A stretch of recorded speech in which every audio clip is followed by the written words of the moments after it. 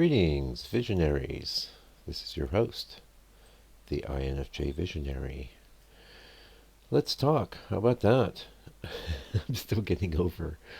I don't know exactly what I want to talk about, but I think being understood. We'll start with that because sometimes, in fact, I'm a day late today. I'm sorry. Apologize for that, but I try not to have too much of a direct intention with these broadcasts. I like them to burble up from the NI abyss. That's just the way this channel is worked, and my whole goal is just to open up and communicate.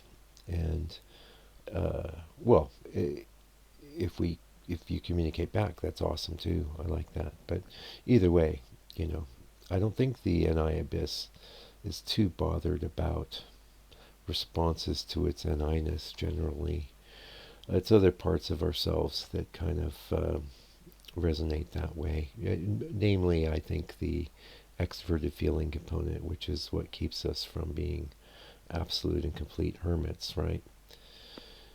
And, contrast the INFJ with the INTP. When I think of hermits, I think of INTPs. And I think they are naturally way more suited to being a hermit, since they are not really that plugged into other people's feelings. It's just this vague sort of hum in the background for them.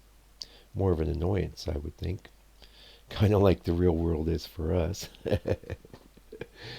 So I think that would be your perfect hermit. Now your INFJ is more the sage or the magi, you know, the witch doctor, the medicine man. That's us. That's our role. Although of course we can occupy many other different roles, and in modern society there's not much need for witch doctoring. In another sense, there is. This is in a way a bit of well, I wouldn't call it witch doctoring. What we're doing here, we're just trying to open things up and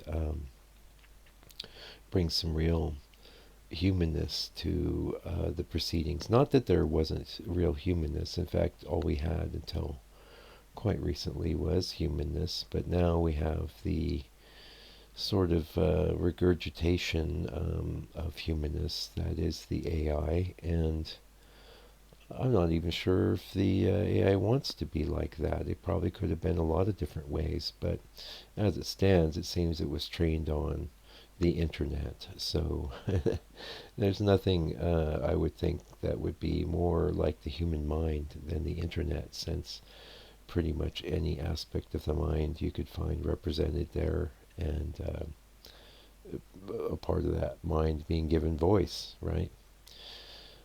So yeah, I was saying I was looking and I came across this song, and it was just INFJ, and it had some animation. And now my generation, we are a bit old for anime, and I'm not saying I don't appreciate anime, but I've only seen the stuff that your normie, non-anime guy would have seen. I did see the Ghost in the Shell, and I thought that was incredible. And a lot of times I see anime, I think it's incredible, but it doesn't resonate with our generation like it does with the younger ones.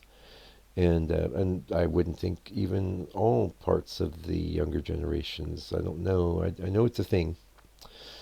I know it's a thing, and I know it's kind of a thing for a lot of INFJs as well. And what can you say? The stories are great. A lot of things are addressed in anime that aren't addressed anywhere else. So it's a pretty remarkable art form.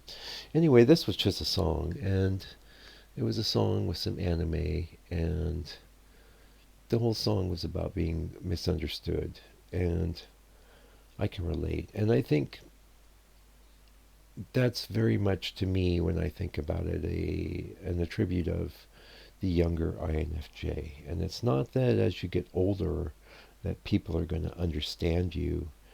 It's more that you just know that they're not going to, and you yourself understand more about the reasons why. And the reasons that they can't understand you is, first of all, um, the NI isn't even really, I think actually extroverted intuition is far more approachable for people than introverted intuition. Because introverted intuition is like, I'm always describing it as an abyss. I believe Ren, he describes it as an ocean, which is another great analogy. Because it's vast and it's deep and much of it is unknown. It's only known by the bits that come to the surface, right? Like the weird fish that come to the shore no one's ever seen before. Who knows how many of them there are, right? This is like the ideas that float around in the NI abyss. Yeah. And so now I think there's at least 8 types that use. I think there would only be 4 types that would use NI in the conscious section of their personalities, but I could be mistaken. I don't know. But what I will say is that in a lot of people, it's a deeply unconscious pattern that actually does have an effect on your life. And though you don't hear me talk much about the shadow functions here, I can tell you why. Let's explore that a little bit, because we got about 3 or 4 minutes left, and you already know you're misunderstood, so we don't need to talk a lot about that. But yes, a really good channel, young guy. He's got like 1,200 subs. I'll probably have 1,200 subs in 5 years or something, but it's all good.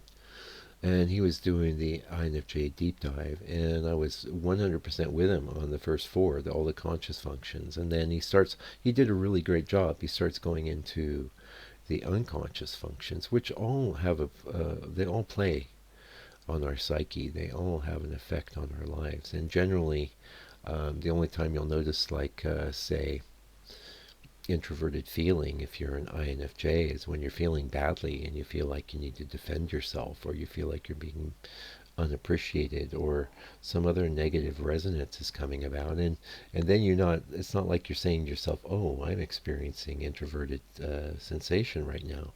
No, what you're saying is like, that person has pissed me off. I'm tired of this crap, which is going to happen. I'm not going to say you're a bad person if you've had I've certainly had these sort of emotions and feelings, and I probably will again. But getting back to, actually, we can tie this back into the misunderstood thing. As you get older, you just realize that people don't have the capacity to understand you. And how does this tie into the shadow functions? Well, that's the thing. I was listening to, I didn't even get all the way through all of his deep dive on the shadow functions, because I found myself ceasing to care. I have, what was it? Extroverted intuition nemesis, whatever that's supposed to mean. I don't know what that's supposed to mean, and I have a limited capacity to understand what it's supposed to mean. One, because I'm not breaking down all this stuff for a living in such a way that I need to address all the other types and see how we reconcile with them. I don't think most of us as INFJs particularly care, unless it's our job. We have our hands full just being INFJs. We have our hands full with the NI. And we have our hands full with the conscious functions. I don't mind much about the shadow functions, so what I don't mind about them is calling them by name. What I do mind is when I find myself exhibiting negativity. Sometimes it's very useful and valuable, by the way, to be negative. I'm not a Pollyanna. I'm not we need to be positive all the time sort of person. But I do think, for the most part, that positive action, positive thoughts are the sorts of actions and thoughts that make things happen in a way that you want. Whereas if you have a lot of negative actions and negative thoughts, those tend to bring about negative results, and who needs that?